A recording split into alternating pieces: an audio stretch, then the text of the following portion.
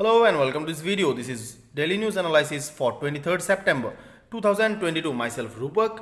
यहाँ पे हम आपके लिए लेकर आते हैं the Hindu, Indian Express, PIB and Assam Tribune जैसे इंपॉर्टेंट सोर्सेज से daily current affair analysis for UPSC and other state PCS examinations. आप विजिट कर सकते हो हमारे official website www.inspirationias.org for our daily MCQs and विश्लेषण। आप जुड़ सकते हो हमारे साथ via our social media platform. Moreover, अगर आप यूपीएससी या स्टेट पीसीएस की तैयारी करना चाहते हो तो आप अवेल कर सकते हो हमारा फाउंडेशन कोर्स, जो आपको मिल जाता है both in online as well as offline mode में। आप पर्सनली मेरे साथ जुड़ सकते हो for geography optional classes and satellite course for science and technology and ecology and environment. दिए गए फोन नंबर पे कांटेक्ट करके आप अवेल कर सकते हो सारे क्लासेस।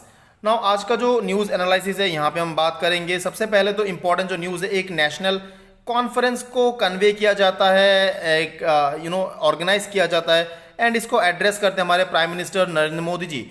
यहाँ पे आप देख सकते हो आर्टिकल द मिंट का PM Modi will address national conference of environment ministers today. ये आपका न्यूज़ हो जाता है 23rd ऑफ सितंबर का। आगे बढ़ेंगे, जानेंगे ये क्या है कॉन्फ्रेंस, क्यों ये इंपॉर्टेंट है, क्या यहाँ पे कोऑपरेटिव फेडरलिज्म के बारे में कहा गया है एंड बेसिकली जो मेजर जो यहाँ पे डोमेन है इनके बारे में हम बात करेंगे। लेकिन आगे बढ़ने से पहले अगेन हमेशा की तरह मैं चाहूँगा कि एक सवाल आप इसका आंसर मुझे बताओ कमेंट सेक्शन में। Regarding NGT National Green Tribunal, आपको पता होगा अब स्टेटमेंट है कि ये एक स्टैट्यूटरी बॉडी है established under wild life protection act 1972 and it can consider cases related to environment protection under wild life protection act 1972। दिए गए स्टेटमेंट में से कौन सा स्टेटमेंट करेक्ट है, इसका जवाब आप मुझे बताओ कमेंट सेक्शन में। वेल यहाँ पे बेसिकली हुआ क्या है, देखिए 2 दिन का एक कॉन्फ्रेंस को रखा गया है, ऑर्गेनाइज किया गया है for the 23rd and 24th सितंबर 2022 एंड बेसिकली इसका जो ओवरऑल एरिया होगा, they will address the forest cover and then restoration of degraded land and wildlife, इन सब के बारे में बात किया जाएगा। वेल इससे कहा जा रहा है कि कोऑपरेटिव फेडरलिज्म जो है वो भी इसमें फोस्टर होगा, उसको भी प्रमोशन मिलेगा। अब यहाँ पे एक सवाल आपके दिमाग में चल रहा होगा, वेल सर यहाँ पे हम एनवायरनमेंट से रिलेटेड बात कर रहे हैं, एनवायरनमेंट रिलेटेड एक कॉन्फ्रेंस है, यहाँ पे कोऑपरेटिव फेडरलिज्म कहाँ से आ जाता है। तो देखिए यहाँ पे प्राइम मिनिस्टर्स ऑफिस से एक स्टेटमेंट जारी किया गया है। मैं आपको इसके लिए इसका जो स्टेटमेंट जो है इसको मैं आपको दिखा देता हूँ, आपको मैं पढ़ के सुना देता हूँ।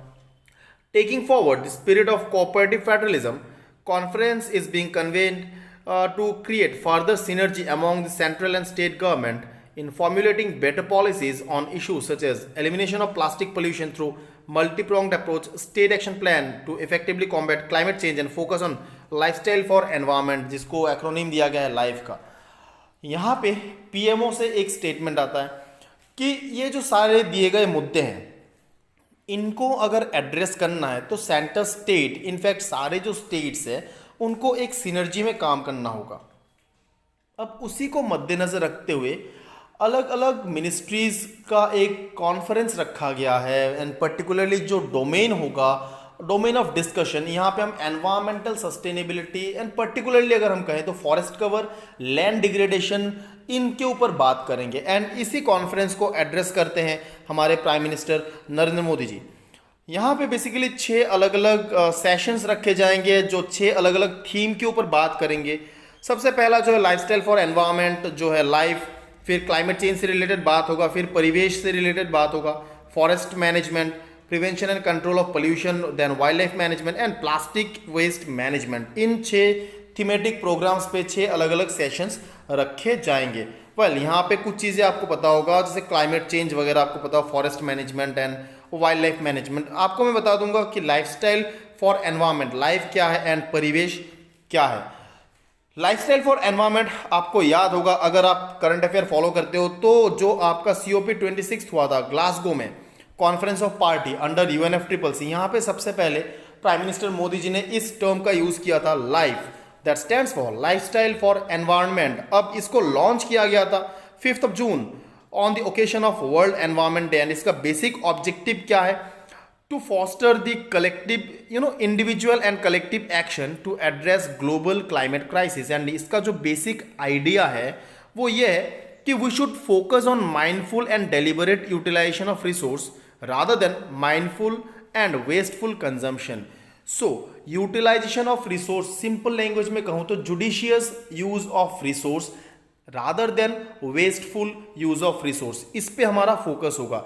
टू एडॉप्ट अ लाइफस्टाइल जहां पे आप जुडिशियसली हर रिसोर्सेज को यूज करते हो, सस्टेनेबली यूज करते हो, that is the basic idea behind lifestyle for environment.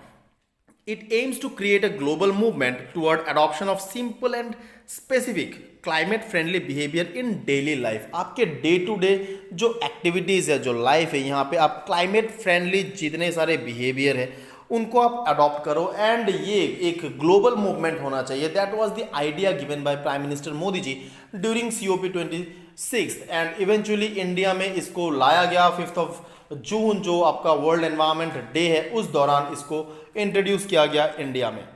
परिवेश जो है it stands for proactive response facilitation by interactive and virtuous environmental single window hub. अब ये बेसिकली क्या है, देखिए इसको लॉन्च किया गया था by our union ministry of environment forest and climate change and इससे होगा क्या, ये एक बेसिकली क्लियरेंस मैकेनिज्म होगा, एक विंडो होगा जहां पे एक सिंगल प्लेटफॉर्म प्रोवाइड किया जाएगा for clearance mechanism regarding environment, forest, wildlife, coastal regulatory zone clearances from central, state and district level authorities। say for example आप कोई एक्टिविटी, कोई आपका इंडस्ट्रियल एक्टिविटी आप कैरी आउट करना चाहते हो या किसी भी तरह का आप प्रोडक्शन यूनिट अगर आप सेटअप करना चाहते हो तो आपको उसके लिए क्लियरेंसेस चाहिए होते हैं। तो जो आपका परिवेश विंडो है ये आपको एक सिंगल प्लेटफॉर्म प्रोवाइड करेगा for clearance mechanisms regarding environment, forestry, wildlife, coastal regulatory zones. So अलग अलग डोमेन में आप क्लियरेंस एक्वायर कर सकते हो from a single window itself. It enables citizen to interact with the scrutiny officer general, online clearance letter, online mailers and alerts to state government officials in case of delay and processing of application। एक single word में अगर मैं आपको इसको बताऊं तो ये basically ease of doing business का एक और तरीका है। एनवायरमेंटल क्लियरेंस आप अगर देखोगे तो नॉर्मली जहाँ पे दूसरे कंट्रीज में आपका 13 मंथ से 1.5 साल में कवर हो जाता है जो पूरा प्रोसीजर है, वहीं इंडिया में अगर हम देखें तो करीब 4-4.5 साल का ये प्रोसीजर होता है, तो काफ़ी डिले हो जाता है। अब इसको एड्रेस करते हुए परिवेश जो प्लेटफॉर्म है इसको लाया गया था। Well that is a simple idea behind this platform. आगे बात करते हैं जो एक रिसेंट एक स्टेप लिया गया था। Well again this can be a very important question from prelim as well as mains perspective. यहाँ पे अलग अलग पोर्टल को मर्ज किया गया है, कन्वर्ज किया गया है फॉर डिफरेंट प्रोग्राम्स करेंटली जो चल रहे हैं एंड बेसिकली इसका जो आइडिया है convergence of portal between AIF then PMFME and then PMKSY। अब ये सारे क्या है, वेल आपको पता होगा अलग अलग तरीके, अलग अलग टाइप के ये आपके स्कीम्स है, जैसे कि आपका एग्रीकल्चर इंफ्रास्ट्रक्चर फंड जो हो गया या फिर फाइनेंसिंग योर जो माइक्रो प्रोसेसिंग यूनिट्स है या फिर प्रधानमंत्री किसान संपद योजना जो है, इन सारे अलग अलग स्कीम को एक सिंगल पोर्टल में लाया गया है। आइडिया क्या है, ऐसा क्यों किया गया है? देखिए बेसिकली हुआ क्या है, यहाँ पे आपको पता होगा एग्रीकल्चर से रिलेटेड 2 मिनिस्ट्री है जो हमारे काफ़ी एक्टिवली काम करते हैं। एक हो गया आपका फूड प्रोसेसिंग जो इंडस्ट्री है उससे related ministry of food processing industry and दूसरा हो गया ministry of agriculture and farmers welfare. इन दोनों मिनिस्ट्री को कन्वर्ज करते हुए एक सिंगल प्लेटफॉर्म लाया गया है, एक सिंगल पोर्टल बनाया गया है। एंड बेसिकली ये क्यों किया गया है, आइडिया बहुत ही सिंपल है। जो आत्मनिर्भर भारत का हमारा जो सपना है एंड पर्टिकुलरली अगर हम कहें जो वोकल फॉर लोकल का कंसेप्ट है हमारा, इसको और बूस्ट करते हुए प्राइम मिनिस्टर मोदी जी ने ये आइडिया दिया कि हमें अलग अलग मिनिस्ट्रीज़ के जो इन 2 मिनिस्ट्रीज़ में जो स्कीम चल रहे हैं इनको एक सिंगल पोर्टल में लाना ज़रूरी है। ऐसा क्यों? देखिए बहुत आइडिया बहुत ही सिंपल है। आप अगर मान लो खेती कर रहे हो, अब वहाँ पे आप जो भी फूड वगैरह प्रोड्यूस कर रहे हो उसको एक प्रॉपर चैनलाइज करना ज़रूरी होता है मार्केट के तरफ, मार्केटिंग के तरफ। तो आपका जो फूड प्रोसेसिंग यूनिट्स है उनके साथ अगर आपका चैनलाइज कर दिया जाए तो सिंपल सी बात है आपको एक मार्केट एक्सेस मिल जाएगा। आप अपने जो प्रोडक्शन है उसको वहाँ पे आप बेच सकते हो। आपको एक फील्ड मिल जाएगा जहाँ पे आप अपने प्रोड्यूस को चैनल कर सकते हो एंड अकॉर्डिंगली आप वहाँ से रिम्यूनरेटिव जो आपका प्राइस है, जो आपका फाइनेंशियल गेन है उसको आप आगे बढ़ा सकते हो। तो that is the simple idea. अलग अलग स्कीम्स को मर्ज करते हुए इस पोर्टल को लाया गया है। अब यहाँ पे आप देख सकते हो as a part of celebration of Azadi ka Amrit Mahotsav, ministry of agriculture and farmers welfare and Ministry of Food Processing Industry today jointly launched a convergence portal between Agriculture Infrastructure Fund, like I said, Pradhan Mantri Formalization of Micro Food Processing Enterprises and किसान संपद योजना eight कृषि भवन new Delhi. तो इन सारे schemes को मर्ज करते हुए एक पोर्टल लॉन्च किया गया है। इसका बेसिक ऑब्जेक्टिव क्या है आप देख सकते हो यहाँ पे, अगर आप जाओगे ऑफिशियल इनका जो डोमेन है यहाँ पे जाने के बाद आपको दिखेगा कि एक सिंगल पोर्टल में आपको ये सारे स्कीम्स दिख जाएंगे। ऑब्जेक्टिव क्या है इसका? Convergence of portal aims to ensure effective collaboration between all the ministries and department, improving access to the scheme and creating positive impact for farmer and small scale and entrepreneurs of food processing industry। तो ये basically win win situation होगा। जो आपके small scale entrepreneurs हैं उनको raw material मिल जाएगा, जो farmers हैं उनको मार्केट मिल जाएगा, एंड ओवरऑल ये दोनों के लिए एक रिम्यूनरेटिव स्टेप रहेगा। एक तरफ आपका फॉर्मलाइजेशन हो जाएगा एग्रीकल्चरल प्रोडक्शन जो मार्केटिंग का इशू है, दूसरी तरफ आपका जो एंटरप्रेन्योर्स है उनको रॉ मटेरियल कलेक्ट करने के लिए एक सोर्स मिल जाएगा। एंड मोर ओवर इसमें अलग अलग मिनिस्ट्रीज को कन्वर्ज किया जा रहा है सो दैट कोई भी जब स्कीम आती है ना तो उसमें सिनर्जी होने की बहुत ज़रूरत होता है। अदरवाइज जो अलग अलग मिनिस्ट्रीज है उनके बीच में टसल जनरेट होते हुए देखा जाता है, एंड अकॉर्डिंगली वहाँ से काफ़ी सारे red tapism and administrative delays and leakage ये सारे इश्यूज देखे जाते हैं। सो इन सब प्रॉब्लम को सॉल्व करने के लिए इस तरह का कन्वर्जेंस पोर्टल जो इसको क्रिएट किया जाता है। आपको मैं सिंपल लैंग्वेज में कुछ बता देता हूँ इन स्कीम्स के बारे में। जो एग्रीकल्चर इंफ्रास्ट्रक्चर फंड है आपको पता होगा ये आपका एक सेंट्रल सेक्टर स्कीम है, एंड बेसिकली आइडिया क्या है, जो एग्रीकल्चरल इंफ्रास्ट्रक्चर है जैसे मान लीजिए आपका वेयर हाउस हो गया, कोल्ड स्टोरेज हो गया, सिलो कंटेनर्स या फिर पैकेजिंग यूनिट्स, ई मार्केटिंग पॉइंट्स, इन सारे इंफ्रास्ट्रक्चर को डेवलप करने के लिए सेंट्रल गवर्नमेंट जो है ये बेसिकली फाइनेंशियल इनपुट प्रोवाइड करना चाहते हैं एग्रीकल्चरल सेक्टर को, फार्मिंग सेक्टर को। एम क्या है?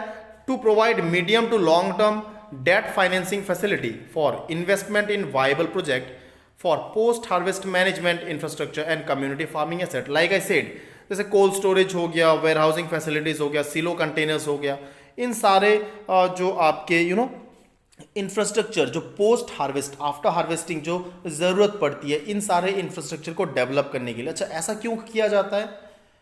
सिंपल है, हार्वेस्टिंग के बाद जो फार्मर है उनके पास उतना ज़्यादा जगह नहीं होता कि वो स्टोर कर सके इन अपना जो प्रोडक्शन है, तो काफ़ी सारा वेस्टेज हो जाता है, एंड देन इवेंचुअली उनको जल्दबाजी में मार्केट में बेचना पड़ता है। अब जब वो मार्केट में जल्दबाजी में बेचते हैं तो उस वक्त उनको प्रॉपर प्राइस जो है वो मिल नहीं पाता है, क्योंकि ह्यूज क्वांटिटी में फिर मार्केट में जो आपका प्रोडक्शन है वो आना स्टार्ट हो जाता है, तो ऑब्वियस सी बात है ज़्यादा सप्लाई हो जाती है तो प्राइस फिर कम हो जाता है। ऐसे में जो आपका जो प्राइस है फार्मर को उतना मिल नहीं पाता है। अब ऐसे में आपका पोस्ट हार्वेस्ट जो फैसिलिटीज़ है, लाइक अगर कोल्ड स्टोरेज वगैरह अगर गवर्नमेंट प्रोवाइड कर सकती है तो फिर ऐसे में फ़ायदा क्या होगा, फार्मर जो अपने प्रोडक्शन जो भी है उसको स्टोर करके रख सकते हैं, वेस्टेज कम होगा, एंड जो आपका जल्दबाजी में जो इनका बेचना होता है वो नहीं होगा, एंड अकॉर्डिंगली वो अपना रिम्यूनरेटिव जो भी प्राइस है उसको अवेल कर पाएंगे। That is the simple idea behind agriculture infrastructure fund. इसका फीचर इसको 2020 से 29 तक के लिए इसको लॉन्च किया गया है। 1 लाख करोड़ का टोटल आपका पैकेज होगा जो प्रोवाइड किया जाएगा to primary agricultural credit society PACS, then marketing cooperative societies, then FPOs, इन सारे इंस्टीट्यूशनल जो सेटअप्स है या ऑर्गेनाइजेशन है इनको प्रोवाइड किया जाएगा in the form of debt financing. Moreover इसमें इंटरेस्ट सबवेंशन रखा गया है of 3% per annum up to a limit of ₹2 crore. तो बेसिकली ये जो इंटरेस्ट सबवेंशन होगा ये 7 साल के लिए अवेल होगा। So these are certain major provision जो इसमें रखा गया है। नेक्स्ट अगर हम बात करें प्रधानमंत्री formalization of micro food processing enterprises scheme. अब यहाँ पे बेसिकली देखिए अलग अलग जो डोमेन है इसमें अब ये काम करते हैं। बेसिकली एक तरह का अम्ब्रेला प्रोग्राम इसको आप कह सकते हो। इसका बेसिक आइडिया क्या है? To provide financial, technical and commercial assistance for upgradation of micro food processing enterprises across the country, and इसको इम्प्लीमेंट किया जाएगा फ्रॉम अ पीरियड ऑफ 2020-21 से लेकर 24-25 तक। एंड इसमें बेसिकली जो अलग अलग सब डोमेन रखे जाएंगे, जैसे 1 district 1 product, support for common infrastructure, then आपका सेल्फ हेल्प ग्रुप वगैरह को सपोर्ट करना, micro food processing enterprises, capital financing for self help group, training and research support, support for capacity building, branding and marketing. तो ये सारे areas है, इनमें focus किया जाएगा। नेक्स्ट जो है आपका प्रधानमंत्री किसान संपद योजना, 2016 में इसको लॉन्च किया गया था। Introduce an umbrella scheme for agro marine processing and development of agro processing cluster, और जिसको कहा गया था Sampada Yojana. And it was propose to be implemented with an allocation of ₹6,000 crore for a period, तो 2016 से लेकर 2020 तक। देन इवेंचुअली 2017 में संपदा जो इसको रीनेम किया जाता है, एंड बेसिकली इसको नाम रखा जाता है प्रधानमंत्री किसान संपदा योजना, PMKSY।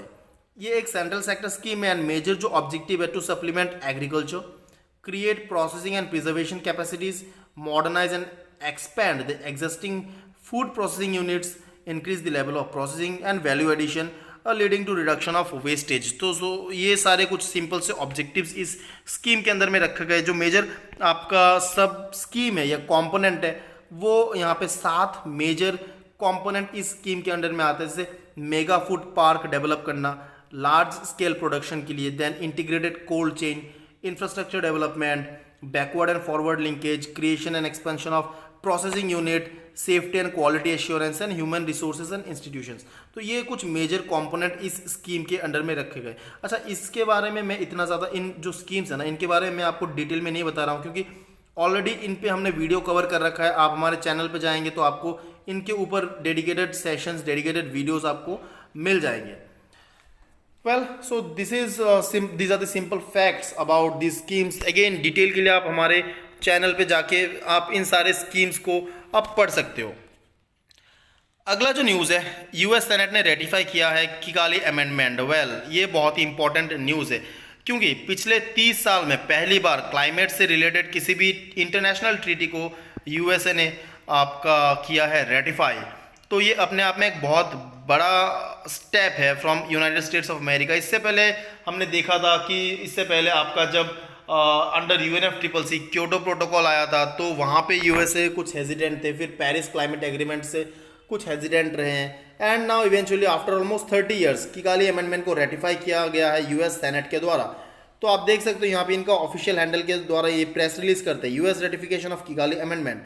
तो होल बंच ऑफ डिटेल यहाँ पे दिया गया है, एंड देन इसी के साथ USA now it joins 136 other nations and European Union in ratifying the amendment. ये सारी चीज़ों को हम समझेंगे, क्या है किगाली अमेंडमेंट, क्या है इसका जो जेनेसिस है वो कहाँ से आता है। तो वेल, इसका मैं आपका हिस्ट्री बैकग्राउंड जो है वो बता देता हूँ। आपको पता है कि जो ओजोन डिप्लीशन है, ये हमारे लिए एक काफ़ी मेजर इशू रहा है। ओजोन डिप्लीशन क्या है? ओजोन डिप्लीशन आपको ये बेसिक आप इकोलॉजी एंड एनवायरनमेंट सेक्शन में आप पढ़ते हो। ओजोन जो लेयर है ये आपके लोअर स्ट्रेटोस्फेयर में पाए जाने वाले एक मॉलिक्यूलर लेयर है। ओजोन जो है ये 3 ऑक्सीजन मॉलिक्यूल से, ऑक्सीजन एटम से मिलकर बनता है एक मॉलिक्यूल, एंड ये बेसिकली एक प्रोटेक्टिव शील्ड की तरह काम करती है। Well, that you know. लेकिन because of some ozone depleting substances, जैसे कि आपका क्लोरोफ्लोरोकार्बन हो गया, हेलॉन्स हो गए, मिथाइल ब्रोमाइड हो गया, इन सारे सब्सटेंसेस के वजह से जो आपका ओजोन लेयर है इनमें होल पड़ जाता है। वेल, इस ओजोन का काम क्या है? सूरज से आने वाले जो हार्मफुल रेडिएशन है उसको पृथ्वी तक आने से रोकना। That is the simple function. लेकिन जब इन ओजोन डिप्लीटिंग सब्सटेंसेस के वजह से इन ओजोन लेयर में होल पड़ जाते हैं, ओजोन मॉलिक्यूल ब्रेक डाउन हो जाता है, तो इससे आपका जो ओजोन लेयर है इससे पेनेट्रेट करते हुए हमारे हार्मफुल रेडिएशंस अर्थ तक पहुंच जाती है, एंड अकॉर्डिंगली काफ़ी सारे हार्मफुल इफेक्ट, जैसे कि आपका genetic mutation, cancer, other type of diseases, plant में फोटोसिंथेसिस कम हो जाना, इस तरह के एबनॉर्मेलिटीज, एनामलीज जो है हम देख सकते हैं, एंड इवेंचुअली जो अर्थ में लाइफ सस्टेनेबिलिटी है वो आ जाता है आपके क्वेश्चन मार्क में। This is simple thing about ozone depletion. Again मैं इसको बहुत ज़्यादा डिटेल में नहीं बता रहा हूँ। अगर आप पढ़ रहे हो, अगर आप प्रिपेयर कर रहे हो, तो आपको ये एक बेसिक चीज़ है जो आप स्कूल लेवल से पढ़ते हो, आपको पता होगा। अब इसी ओजोन डिप्लीशन को एड्रेस करने के लिए आपका 1987 में लाया गया था। मैं आपको टाइमलाइन बता देता हूँ। 1987 में लाया गया था मॉन्ट्रियल प्रोटोकॉल। कनाडा में कंट्रीज जो है ये बैठते हैं, बैठ के बात करते हैं, एंड ये कहते हैं कि चलो ठीक है, ओजोन लेयर को प्रोटेक्ट करने के लिए हमें एक काम करना होगा, हमें क्लोरोफ्लोरोकार्बन जो है, जो one of the major ozone depleting substance है, इसे हमें एलिमिनेट करना होगा, फेज आउट करना होगा। एंड इवेंचुअली इससे आता है मॉन्ट्रियल प्रोटोकॉल। अब मॉन्ट्रियल प्रोटोकॉल का बेसिक आइडिया क्या है? इसका बेसिक आइडिया है कि क्लोरोफ्लोरोकार्बन को एलिमिनेट किया जाए। इवेंचुअली जो आपके, अच्छा ये क्लोरोफ्लोरोकार्बन यूज कहाँ पे होते हैं? आपके जो अप्लायंसेस है, जैसे कूलेंट हो गया, रेफ्रिजरेटर हो गया, एसी हो गया, इन सारे अप्लायंसेस में ये यूज होते हैं। तो वेल आफ्टर मॉन्ट्रियल प्रोटोकॉल, अच्छा क्या इंडिया इसका पार्ट है? डेफिनेटली इंडिया भी इसका पार्ट है। अब मॉन्ट्रियल प्रोटोकॉल में हमने सीएफसी को हटाया, इवेंचुअली हमने सीएफसी के जगह पे इंट्रोड्यूस किया एचएफसी, हाइड्रोफ्लोरोकार्बन। अब देखा गया है कि 2016 में एक पेपर आता है, वहां पे देखा जाता है कि जो हाइड्रोफ्लोरोकार्बन है ये सीएफसी से भी ज़्यादा ग्रीन हाउस, ज़्यादा ओजोन डिप्लेटिंग नेचर का है। मोर ओवर इससे हो जाता है ग्रीन हाउस इफेक्ट। अब ग्रीन हाउस इफेक्ट आपको अगेन पता होगा, this is something related to global warming and eventually climate change. अब ये देखा गया है कि जो एचएफसी है ना, these are 1000 times more capable of trapping heat than carbon dioxide. So हमें पता है carbon dioxide is one of the most potential greenhouse gas, लेकिन इससे भी 1000 गुना ज्यादा पोटेंशियल है हाइड्रोफ्लोरोकार्बन का। सो डेफिनेट सी बात है, जब हमने सीएफसी को रिप्लेस किया एचएफसी से, तो हमने ना केवल एक ओजोन डिप्लेटिंग सब्सटेंस को इंट्रोड्यूस किया, बल्कि एक ग्लोबल वार्मिंग कॉज करने वाले सब्सटेंस, एक ग्रीन हाउस गैस को हमने इंट्रोड्यूस किया। एंड इसी को मद्देनजर रखते हुए 2016 में किगाली में अमेंड किया जाता है। Kigali it is in Rwanda. Well Kigali में मॉन्ट्रियल प्रोटोकॉल को अमेंड किया जाता है, जो आता है इन the form of Kigali amendment. अब इसके बाद नंबर ऑफ कंट्रीज ने इसको रेटिफाई किया, इंडिया ने भी किया। इसका मेन आइडिया यह था कि एचएफसी को फेज आउट करना है, और अगर हम एचएफसी को फेज आउट करते हैं तो ग्लोबल टेम्परेचर को हम 0.5 डिग्री सेल्सियस तक बढ़ने से रोक सकते हैं। अकॉर्डिंगली जो अलग अलग कंट्रीज है, इन्होंने इसको अमेंड रेटिफाई किया। एंड नाउ अभी ऑलमोस्ट आफ्टर 30 ईयर, पिछला जो इन्होंने कोई क्लाइमेट डील को ऐसे क्रैक किया था, इसके बाद अभी जाके यूएस सेनेट ने इसको रेटिफाई किया। अब कह सकते हो करीब करीब किगाली अमेंडमेंट 2016 में आता है, तो लगभग 6 साल बाद इन्होंने इसको रेटिफाई किया। वेल आपके दिमाग में एक सवाल डेफिनेटली आना चाहिए कि सर अभी इन्होंने रेटिफाई क्यों किया, अभी क्यों, ये पहले भी कर सकते थे। तो देखिए एक चीज आपको समझना होगा कि already there are number of state, करीब करीब 12 स्टेट है यूएसए में, जहां पे एचएफसी ऑलरेडी बैन हो चुका है या फिर रेस्ट्रिक्टेड हो चुका है। ऐसा नहीं है कि एचएफसी यूज हो रहा है यूएसए में। तो आपको ये समझना होगा एचएफसी ऑलरेडी काफी सारे स्टेट्स में बैन है। इनफैक्ट यूएसए जो है वो धीरे धीरे इसको फेज आउट कर रहे हैं ऑलरेडी। अब सवाल आता है, अगर वो ऑलरेडी फेज आउट कर रहे हैं तो इसको रेटिफाई करने का क्या मतलब है? तो देखिए किगाली अमेंडमेंट में एक प्रोविजन ऐसा रखा गया था कि अगर कोई भी कंट्री इसको रेटिफाई नहीं करती है तो इनको इंटरनेशनल मार्केट में एक्सेस नहीं मिलेगा फ्रॉम 2023।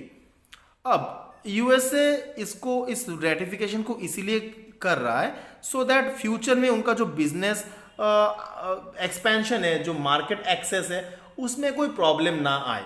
इसी वजह से वो अभी इसको रेटिफाई कर रहे हैं। ऐसा नहीं है कि यूएसए इरेशनल होकर एचएफसी को यूज कर रहे हैं, नो, ये ऑलरेडी इन्होंने काफी सारे स्टेट में बैन कर रखा है, ऑलरेडी ये फेज आउट कर रहे हैं। बट ये रेटिफिकेशन इसलिए इंपॉर्टेंट है क्योंकि किगाली अमेंडमेंट कहता है अगर कोई भी कंट्री इसको रेटिफाई ना करे तो उनको हम इंटरनेशनल मार्केट एक्सेस नहीं देंगे 2033 से। तो इसी को मद्देनजर रखते हुए अभी यूएस ने इसको रेटिफाई कर दिया है। That is about this news. अब यहां तक आज के लिए इतना ही। आई होप आपको ये वीडियो समझ में आया होगा। For more such video subscribe to inspiration IAS, hit that like button and click on that bell icon. Thank you very much. Thanks a lot.